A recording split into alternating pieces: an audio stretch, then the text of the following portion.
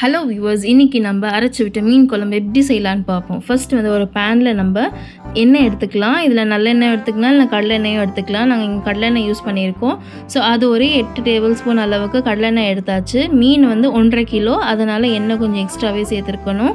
Next வந்து நம்ம இது கூட கடுகு, வெந்தயம், சீரகம் இதெல்லாம் சேர்த்துட்டு லைட்டாக நம்ம வந்து அந்த வெங்காயம், சின்ன வெங்காயம், பூண்டு, இஞ்சி, அப்புறம் வந்து பச்சை மிளகாய், கொஞ்சம் கருவேப்பிலை இதெல்லாம் சேர்த்துட்டு லைட்டாக மிக்சியில் வந்து கோர்ஸாக கிரைண்ட் பண்ணிவிட்டு சீரகத்தூள் சேர்த்துட்டு நல்லா வதக்கிக்கணும். வதக்கினதுக்கப்புறமா இதில் வந்து நம்ம தக்காளி, புளி, ஒரு எலுமிச்சம் சைஸ் அளவுக்கு புளி, அப்புறம் வந்து கொஞ்சம் கொத்தமல்லி, கருவேப்பிலை இதெல்லாம் கையாலே மசிச்சு எடுத்துட்டு அதுலேயே வந்து நம்ம குழம்பு மிளகாய் தூளை ஆட் பண்ணிவிட்டு தனி மிளகாய் தூளை ஆட் பண்ணிவிட்டு அதை நல்லா கொதி வர அளவுக்கு விடணும். இந்த மாதிரி நல்லா கொதி வந்துட்டு எண்ணெய் பிரியும் போது நம்ம இதில் மீன் ஆட் பண்ணிப்போம். ஸோ நாங்கள் வந்து சங்கரா மீன், பாறை மீன் ரெண்டுமே கம்பைன் பண்ணி சமைச்சிருந்தோம். நல்லா டேஸ்ட்டாக இருந்தது.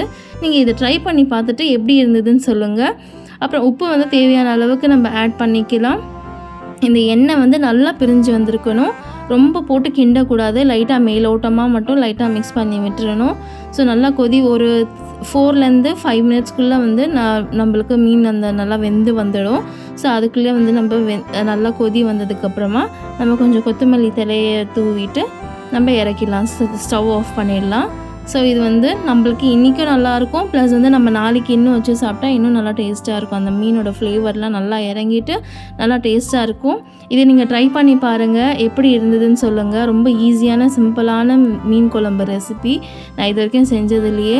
ஸோ இது வந்து நம்ம எல்லாமே வந்து கட் பண்ணுறது அந்த மாதிரிலாம் எல்லாமே ஜார்லேயே மிக்ஸ் பண்ணிவிட்டு இது பண்ணுறது. தேங்க்யூ ஃபார் வாட்சிங்.